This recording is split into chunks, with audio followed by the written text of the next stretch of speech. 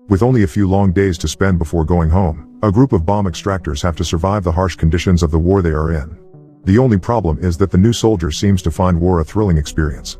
The movie opens in Baghdad, year 2004, during the height of the Iraq War. There is a commotion in the streets of the city due to a suspected explosive device inside a sack. A group of soldiers, Thompson, Sanborn, and Eldridge, send a machine to check the explosive device. Upon checking and confirming that there is indeed a bomb inside, the soldiers attach a wagon on the back of the machine so that they can extract the bomb. While sending the machine back, one of the wheels of the attached wagon breaks down. Thompson goes inside the dangerous explosion radius of the bomb to fix the wagon. The remaining soldiers then spot a man with a cell phone. Before the soldiers can reach the man has already detonated the bomb through the phone. Unfortunately, Thompson dies because of this.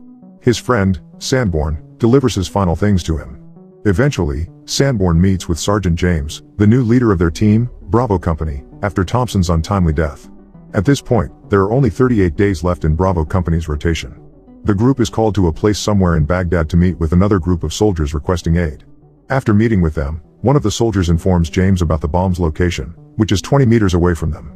After receiving the information, James tells Sanborn that he will suit up and go to the location. Sanborn suggests that they should use the machine first before going in, but James stubbornly wants to continue with his plan. James wears the protective suit despite Sanborn's protest. While walking to the bomb site, James suddenly uses a smoke grenade on the road. Sanborn immediately asks James via radio about the strange move. Sanborn then asks James about how near he is to the bomb site, but James tells Sanborn that he will inform him when he's there already. James continues his walk despite the danger of what he had done.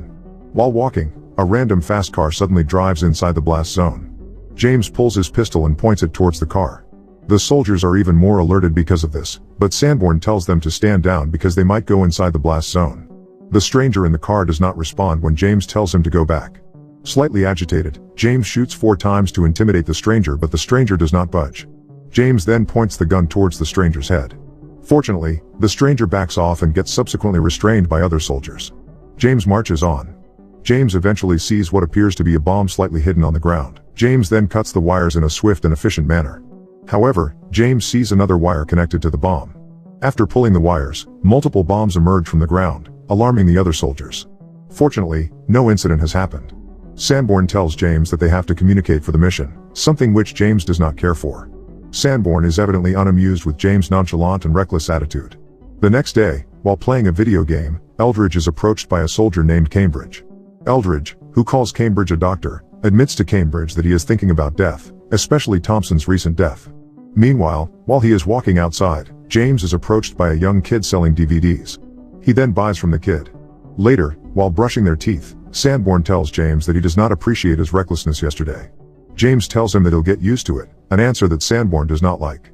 Once again, Bravo Company is sent on a mission. This time, they are requested at the UN building of the city. They then learn from a guard about the bomb's whereabouts. It is currently inside the trunk of an illegally parked car near the building. And so, Bravo Company heads there immediately. While James is walking towards the car, an insurgent from atop a building fires at the car, which causes an explosion. The soldiers immediately fire back at the enemy. With the car burning, Sanborn and Eldridge give the fire extinguisher to James. James then commands Sanborn to climb to the top of the building while Sanborn stays with James on the ground. After a while of prying the trunk of the car, James sees multiple explosives inside, prompting him to take off his protective gear. When Eldridge asks James as to why he's removing his suit, James tells him that if he's going to die, he wants to at least die comfortably. He then orders Eldridge to get his things. After receiving his kit, James returns to business. James searches for the wire to cut inside the car. Meanwhile, Sanborn and Eldridge are having their struggles dealing with suspicious civilians whose numbers are growing. In his frustration with listening to Sanborn's request to hurry up, James removes his headset so that he can focus on his task. Soon after, Sanborn notices that some of the civilians are communicating with each other from afar, prompting Sanborn to tell Eldridge to pull out James from the scene. But before he can do it, James successfully defuses the bomb. While James is smoking a cigarette, Sanborn punches him in the face, telling him not to turn off the radio again. A high-ranking officer approaches James and congratulates him for a job well done. He then asks James about the total amount of bombs that he defused, and James answers that it is 873, impressing the officer more. Afterward, while resting, James re-encounters the kid that sold him the DVD. He learns that the kid is named Beckham. Immediately, the two bonds over soccer. Meanwhile, Cambridge talks to Eldridge, who was fixing the brakes of the Humvee. Eldridge tells the doctor that James almost got him killed yesterday. He also lashes out that Cambridge does not understand how things are in the line of duty because he just sits behind his desk all day. With only 23 days left before Bravo Company's rotation, the trio is detonating bombs somewhere in the desert. After the first detonation, James stops them to say that he left his gloves inside the blast radius. While James is driving towards there, Sanborn holds the detonating button and contemplates whether he will press the button accidentally or not. In the end, Sanborn does not follow through. While the company is driving in the desert, they see 4 armed soldiers. The company cautiously approaches them. It turns out that they are allies that just got stuck in the desert. While changing tires, enemies suddenly attack the 2 groups, killing one of them. They then retreat back to hide behind a rock while some of them fire back at the enemies. However, the one firing the machine gun at the enemy is shot down.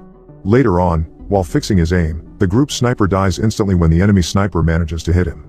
With 3 already killed, the soldiers ask for immediate reinforcement. Sanborn takes the rifle and tries to fire back at the enemy. However, the gun is out of ammo. Eldridge retrieves an ammo from the deceased, but the blood is jamming the bullet. And so, Eldridge attempts to clean it but he can't because he's also slightly panicking. James has to leave his position to help his fellow soldier. Because of this, Eldridge manages to clean the ammo. With James dictating the range and direction, Sanborn hits all of the enemy targets one by one. Despite this, they still observe for other enemies. James asks Eldridge for juice. But upon receiving the juice, James lets Sanborn drink instead. After a while, James and Sanborn notice that it is too quiet. Eldridge, on the other hand, spots some cattle on the side of some train tracks by a bridge. It turns out that there is an enemy there. Fortunately, Eldridge never takes his eye off of that direction and, after informing James about the situation, manages to execute the enemy.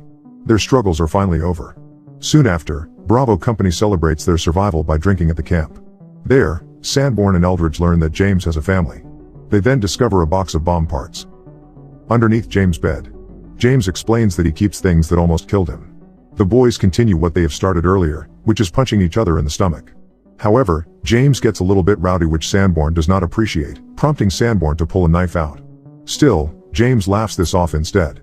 Afterward, James carries Sanborn back to his room. At this point, there are only 16 days left on Bravo Company's rotation. Cambridge stops Bravo Company's Humvee to ask if he can come along because he's tired of sitting behind a desk. They then head to a warehouse of sorts, with Eldridge explaining to the doctor that they will just do a standard extraction mission. Inside the warehouse, the group discovers various explosive devices, as well as recently used cigarettes. James also sees a bloodied body lying on a table. James identifies the body as Beckham, the DVD-selling kid whom he had befriended, as well as identifying that the body will be used as a makeshift explosive device. After telling Sanborn and Eldridge to gather as many explosives as they can, James then tells them that they will blow the place up. James later cancels the order for detonation. He then extracts the bomb inside the bloodied body. After successfully doing so, James carries the body out of the building. While he is delivering the body to a vehicle, Sanborn and Eldridge talk about how weird James' behavior is. Meanwhile, Cambridge expels some folks from the area due to the danger of the mission. After doing so, an explosion occurs right beneath Cambridge, instantly killing him. Eldridge runs immediately to the scene to find the doctor, still not believing that Cambridge had no chance of surviving that. James comforts Eldridge who is crying his heart out. Back to the camp, James calls his ex-wife via a cell phone. But instead of talking to her, James drops the call without saying a word. The following day, James approaches the DVD stall near the base. He asks the merchant where Beckham is, but the merchant does not speak English. Angered, James asks the nearby officer to remove the merchant because he might be giving information to the enemies, but the officer tells him he cannot do that. And so, at the end of that day, James secretly takes the merchant hostage when the merchant is about to go home. The merchant leads him to Beckham's supposed house. James trespasses the property while the merchant speeds off. James discreetly enters the house where he encounters a professor. James admits that he's just looking for people responsible for what happened to Beckham. However, a woman sees James who, instead of fearing for her life, bravely confronts the soldier. James flees from the scene in the dead of the night. James returns to the camp. Because he is in his casual attire, the guards check him roughly to see if he's an enemy. Newly arriving at his room, James is contacted by Sanborn for a mission. Upon arriving at the Humvee, Sanborn briefs James about the mission. He then asks James about the wound on his forehead, but James evades the question. Bravo Company moves out.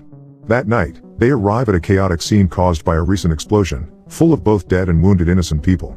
At the edge of the blast radius, James discusses that he thinks the bomber is still alive somewhere outside the blast radius. Despite Sanborn's protest, James orders them to stick with him to find the masterminds. They walk until they reach a bunch of alleyways. James tells them to split up, much to Sanborn's frustration. After walking for a while, Sanborn and James hear some gunshots, prompting them to immediately go back. They discover that it is coming from Eldridge's alley.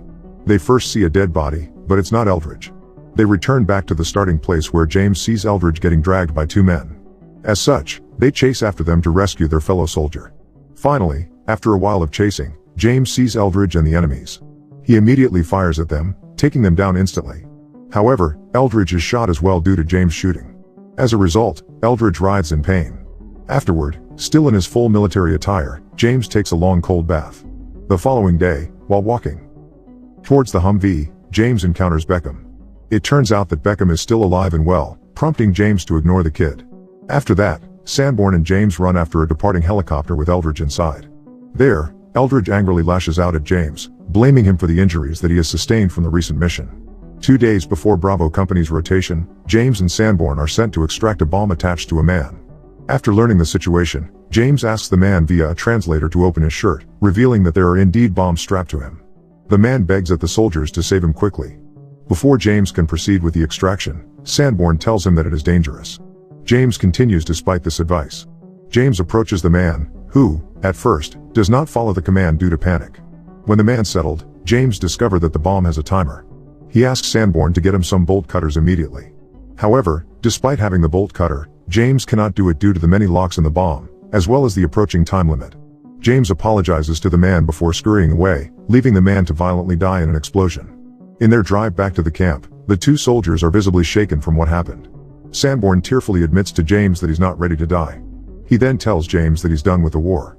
Later on, James returns to America.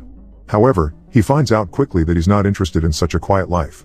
He starts to monologue to his infant son about how the things one loves gets reduced as time goes by. He then admits to his son that he has only one thing that he loves. The movie ends with James returning back to service, happily wearing the protective suit again. Now part of the Delta Company, there are 365 days to burn before rotation.